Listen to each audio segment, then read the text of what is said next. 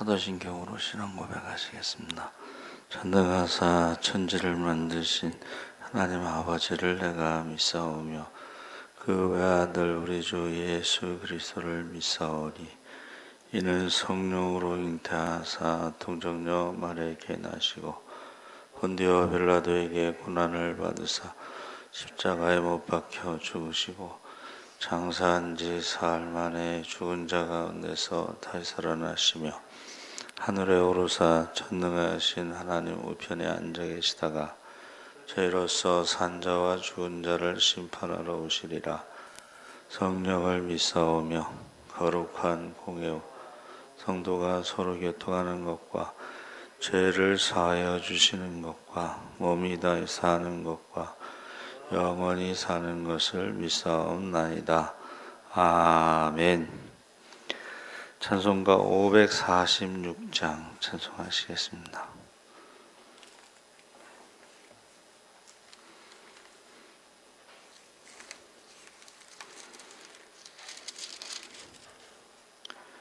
찬송가 546장 찬송하시겠습니다. 주님 약속하신 말씀 위에서 영원토록 주를 찬송하리라. 소리 높여 주께 영광 돌리며 약속 믿고 굳게 서리라. 굳게 서리 영원하신 말씀 위에 굳게 서리. 굳게 서리 그 말씀 위에 굳게 서리라.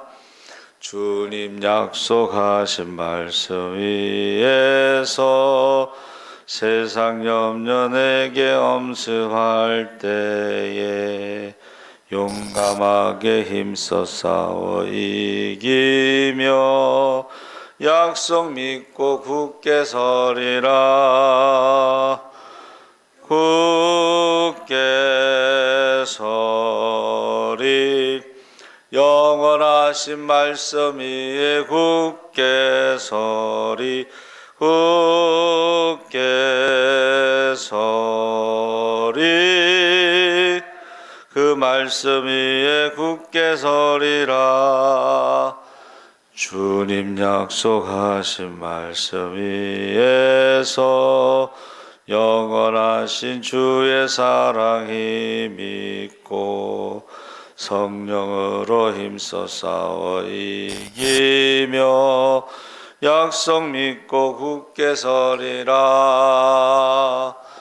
굳게 서리 영원하신 말씀 위에 굳게 서리. 굳게 서리 그 말씀 위에 굳게 서리라. 주님 약속하신 말씀 위에서 성령 인도하는 대로 행하며 주님 품에 항상 안식 얻으며 약속 믿고 굳게 서리라.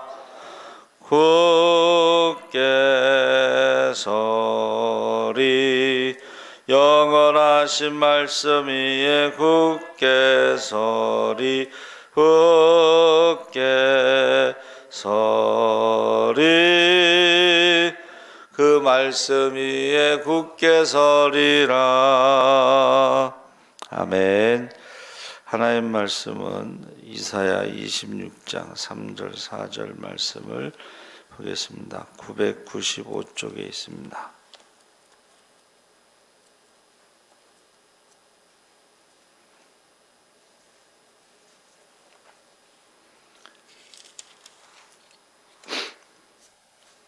(995쪽) 이사야 26장 3절 4절을 다 같이 읽겠습니다.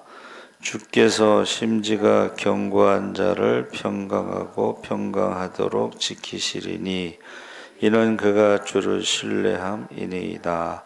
너희는 여호와를 영원히 신뢰하라. 주 여호와는 영원한 반석이시니로다. 아멘. 할렐루야. 잘 오셨습니다. 감사합니다. 좋은 아침입니다. 말씀의 제목이 심지가 견고한 자. 본문 말씀과 더불어 시편 15편 1절 5절 말씀도 참고로 말씀을 나누려고 합니다. 지금 사람들이 너무 불안해하고 있죠. 평강이 없는 시대를 살아가고 있는데 위중 환자가 400명, 그리고 집에서 지금 자가격리하는 사람이 31만 명이라고 그래요. 그러니까 하루에 7만 명, 9만 명에서 자가격리자가 31만 명. 그래서 이것을 숫자적으로 보면 굉장히 불안하지만은 외국에서는 이것을 이제 감기다, 그렇게 이제 보면서 마스크를 벗고 백신 패스를 폐지하려고 합니다. 그러니까 숫자가 많다는 것은 그만큼 약하다는 뜻으로 감기로 보고 있는 것입니다. 기독교가 미래의 종교, 소망의 종교. 그래서 부활의 종교라고 그러잖아요. 그러니까 죽음을 이기신 예수님께서 첫 열매가 되셔가지고 너희가 세상에서 환난을 당하나 담대하라, 내가 세상을 이겼노라 했을 때에 그 세상이 죄와 사망을 의미하고 있습니다. 그래서 기독교인들의 부활의 그 신앙은 우리 일제 시대 때에도 이게 힘을 나타내서 사람들을 아무리 핍박하고 순교자가 나와도 부활의 신앙 때문에 그들이 죽음을 두려워하지 않았다는 것입니다. 그래서 초대교회에서부터 시작된 순교가 그 피 위에 교회가 세워졌다, 주님의 몸된 교회가 세워졌다 하는 것입니다. 그래서 북한에서 사람들을 많이 핍박하고 죽이고 있죠. 세계에서 가장 많이 기독교를 핍박하는 데가 아프가니스탄하고 두 번째가 북한이라고 그랬어요.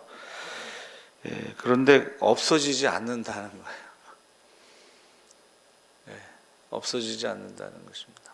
오히려 지금 북한이나 이런 데서는 기독교인이 늘어나고 있습니다.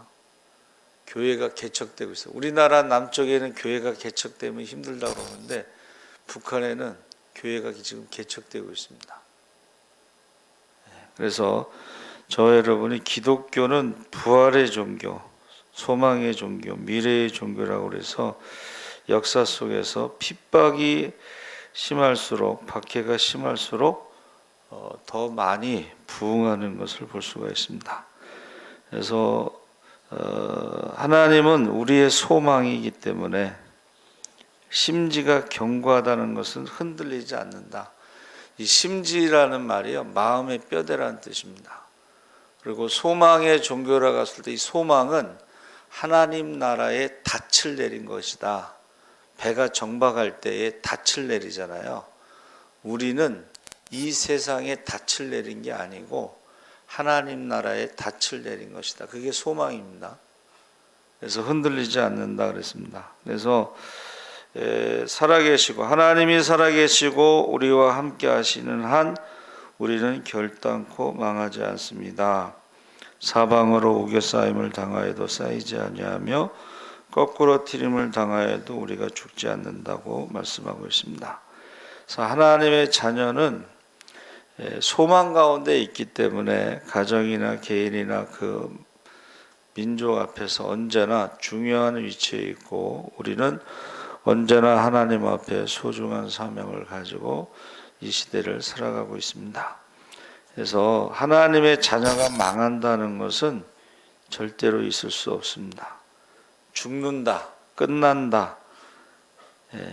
세상에서는 죽음으로 끝난다고 말하지만 우리는 죽음으로 끝나는 것이 아니라 하나님 나라에 대한 소망이 있기 때문에 우리가 순교자의 삶, 십자가의 길을 걸어갈 때에 하나님 나라에서 상급이 크다고 했습니다. 그래서 우리가 마태복음 8복에 나로 인하여 너희를 때리고 욕하고 힘들게 할 때 기뻐하고 즐거워하라. 너희 전에 있던 선지자들도 그렇게 힘들게 했고 핍박을 당하고 순교를 했지만 그들은 상이 크다고 그랬습니다. 그래서 우리가 그 순교자의 자녀들 있죠. 대표적으로 우리 이제 주기철 목사님의 자녀들이 그 시대에 그 가족들이 공부도 못하고 제대로 먹지도 못했습니다. 근데 그 후손들이 너무 잘 된 거예요. 그 후손들이.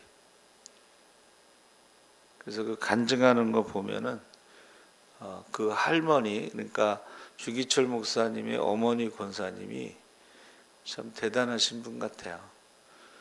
북한에 이제 김일성이 와가지고 주기철 목사님 집에 쌀과 뭐 비단 뭐 이런 걸 가지고 왔는데 거절했다고 그러잖아요.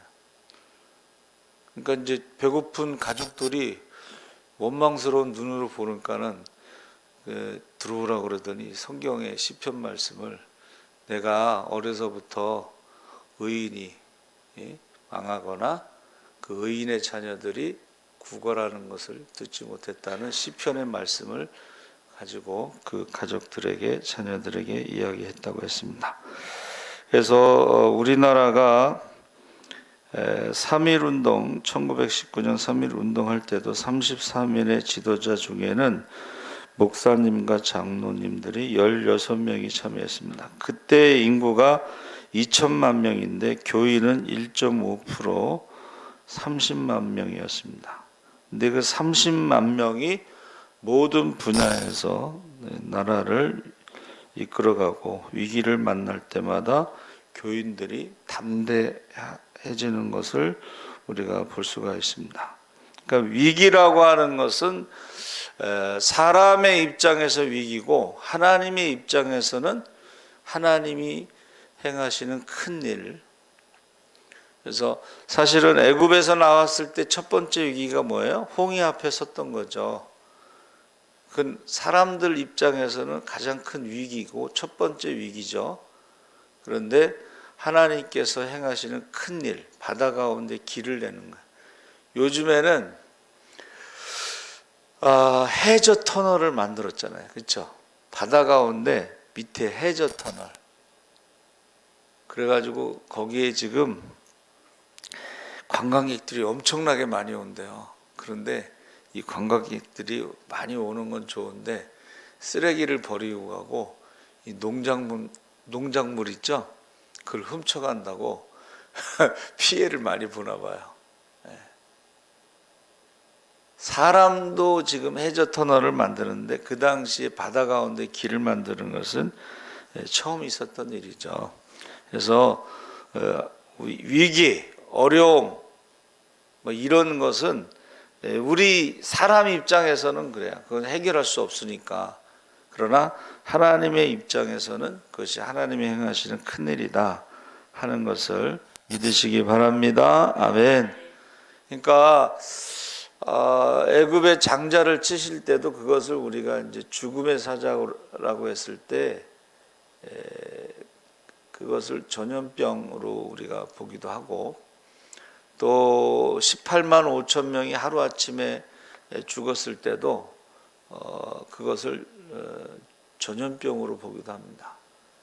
그래서 이 마지막 때에는 뭐 처처의 기근과 지진과 전염병으로 많은 사람들이 죽는다고 했는데 하나님께서 우리에게 약속하신 것은 하나님을 사랑하고 말씀대로 순종할 때는 애굽에 있는 모든 전염병이 없게 하시고 혹시 병에 걸리더라도 속히 치료하신다고 약속하셨습니다. 저는 그 약속을 믿습니다.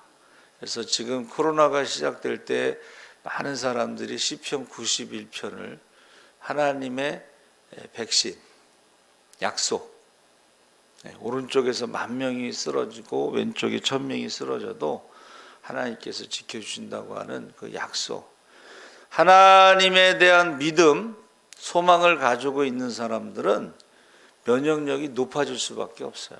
두려움이 없으니까. 마음의 심지가 견고하기 때문에 면역력이 높아질 수밖에 없습니다.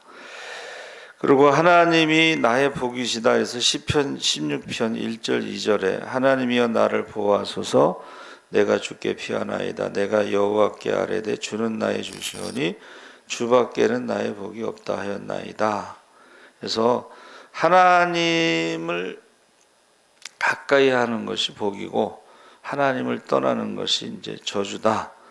그래서 이것은 모든 것에 다 적용이 되는 거예요.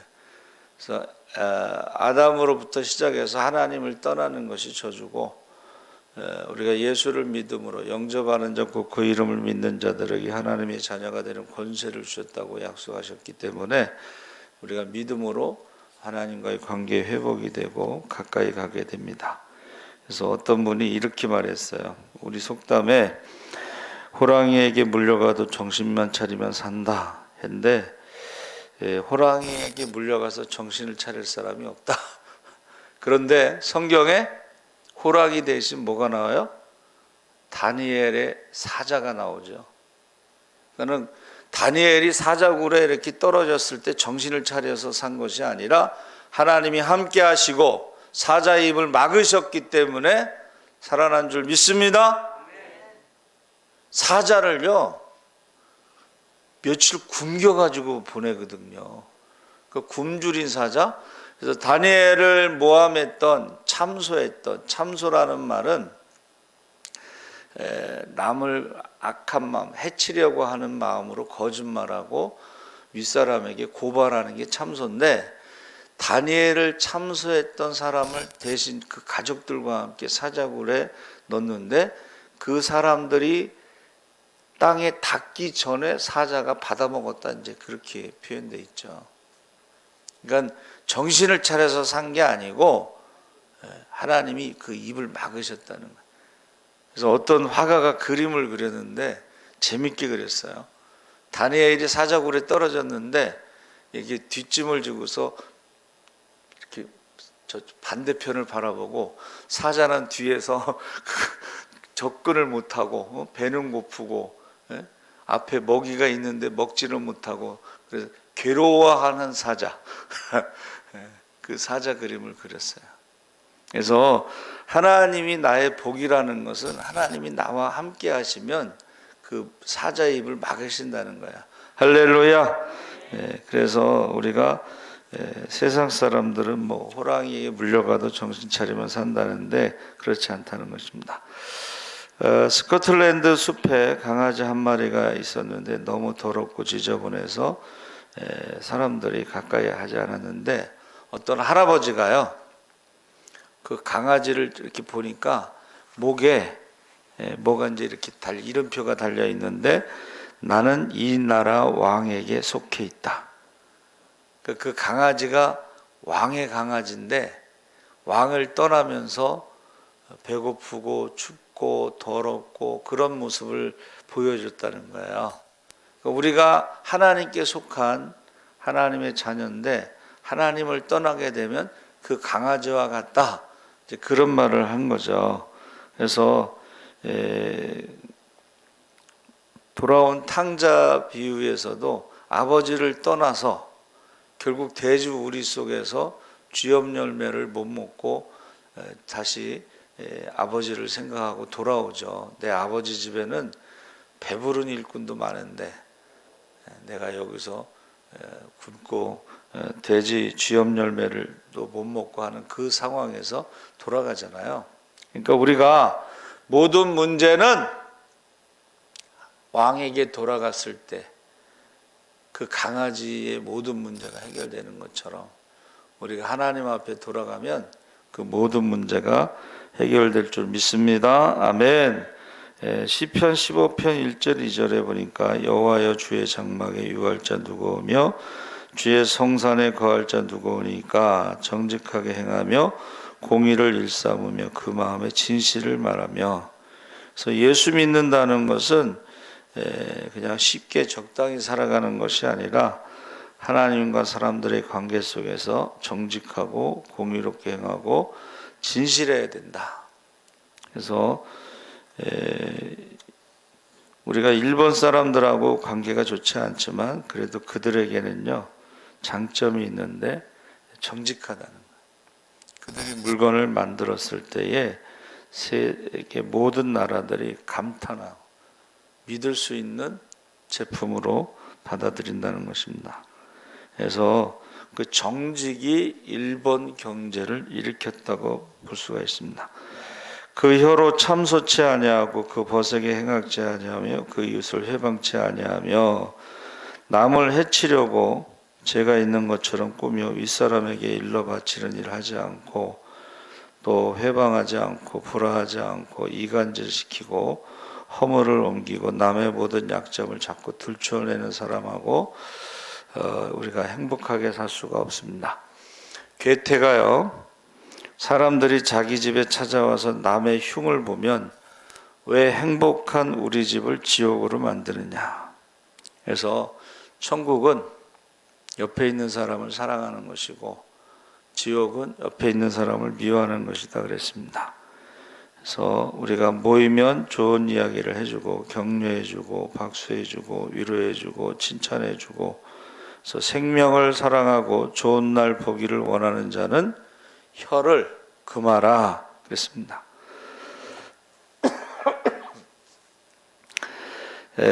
서원을 갚아야 한다. 3절 4절에 이 서원이라는 말이 맹세하다 다짐하다 그랬는데 이것은 하나님을 향한 인간의 자발적인 약속인데 4절에 약속했으면 해로울지라도 이게 서원입니다. 변치 아니하고 지키는 자가 하나님과 함께 거할 수가 있다. 전도서 5장 4절 5절에 내가 하나님께 서원하였거든 약속했거든 갚기를 더디게 말라. 하나님은 우매자를 기뻐하지 아니하시나니 서원한 것을 갚으라. 서원하고 갚지 아니하는 것보다 서원하지 아니하는 것이 낫다. 그래서 그 전에는 이제 부흥회 때 이렇게 무슨 서원 같은 걸 시켰어요. 제 중학교 때 부흥회에 참석했다가 마음으로 하나님 제가 교회를 세 개를 짓겠습니다. 중학교 때. 근데 이게 땅값이 올라가니까 굉장히 부담이 되는 거예요. 기도하는 가운데 하나님이 꼭 한국에만 교회를 건축하라는 법이 어디냐. 그러는데 그때에 많은 어르신들이 칠순잔치를 하지 않고 칠순잔치하는 그 돈을 가지고 뭐 1,000만 원이면 1,000만 원, 뭐 2,000만 원이면 2,000만 원 가지고 해외에 교회를 건축했던 시절이 있었어요. 그래서 제가 자유함을 얻었어요. 그래, 꼭 한국에만 건축하라는 법은 아니니까는 이제 아프리카나 아시아나 이런 데에서 교회를 건축하면 되지. 그렇게 이제 마음이 편해졌어요. 그래서 우리가 하나님과 약속한 것은 실수로 했다, 뭐 취소하자, 돌려달라고 하자 그렇게 입에서 말하지 말고 기도하면 하나님께서 그 소원을 지킬 수 있는 지혜를 주실 줄 믿습니다. 아멘. 별리로 대금을 대금치 아니하며 뇌물을 받고 무죄한 자를 해치 아니하는 자니 5절에 이런 일을 행하는 자는 영원히 유동치 아니하리이다. 그러니까 요새 그 드라마에서요 전에 그 쩐의 전쟁이라고 해서 고리대금업을 하는 사람들이 이야기가 나오는데 금리가 50%, 어떤 곳은 66%, 정부에서는 30% 제한선을 발표했지만 이게 사채에 빠지게 되면 나올 수가 없습니다. 힘들고 어려운 사람이 돈을 빌렸는데 이자가 50%, 66% 되면 거기서 나올 수가 없습니다. 그래서 성경에는 철저하게 이 고리대금업 이자를 많이 받는 것을 금지하고 또 가난한 사람에게는 이자 받지 말라. 그냥 그것을 하나님께 꾸어줬다고 생각하면 하나님께서 대신 갚아주신다고 약속하셨습니다. 그래서 하나님 앞에 높은 이자 또 뇌물을 주지 마라. 뇌물은 무죄한 자를 해치는 것이다 그랬습니다. 그래서 우리가 이 뇌물 대신에 성경은 이제 선물, 어떤 액수는 많지 않지만 정성이 담긴 선물로 그 사람을 감동시킬 수 있다 그렇게 말씀하고 있습니다. 그래서 선물은 그 사람의 길을 너그럽게 하며 존귀한 자의 앞으로 그를 인도한다. 그래서 이 심지 아까 말씀드린 그 예체르는 권능을 가지고 사람 낚는 어부가 되는데, 하나님 나라에 대한 소망은 하나님 나라에서 상급을 우리가 받을 수 있다는 것이죠. 그러니까 이 땅에서 죽음으로 끝나지 않고, 그래서 아까 말씀드린 대로 마음의 뼈대, 심지가, 그래서 견고한 자는 흔들리지 않는다. 이 말은 하나님 나라에 대한 소망이 견고한 자는 흔들리지 않는다. 그리고 순교자의 삶을 살아갈 수 있다고 했습니다. 그래서 저와 여러분이 꼭 하나님 나라에 대한 소망으로 살아가시기를 주의 이름으로 축원합니다. 아멘. 살아계신 하나님 아버지, 많은 사람들이 불안해하고 있습니다. 재림의 징조가 뚜렷해서 처처의 기근과 진인과 전염병으로, 난리와 난리의 소문으로, 전쟁과 전쟁의 소문으로 정신을 차릴 수 없다고 했습니다. 심지어는 그 두려움 때문에 자살하는 사람도 많다고 했습니다. 이 말씀이 지금 우리가 현실로 많은 사람들이 코로나 우울증으로 자살하고 있는 것을 보고 있습니다. 하루에 36명씩 자살하고 있습니다. 하나님 아버지, 우리가 말씀을 다시 한번 깊이 묵상하게 하시고 주님 다시 오실 날이 가까웠다는 것을 우리가 느끼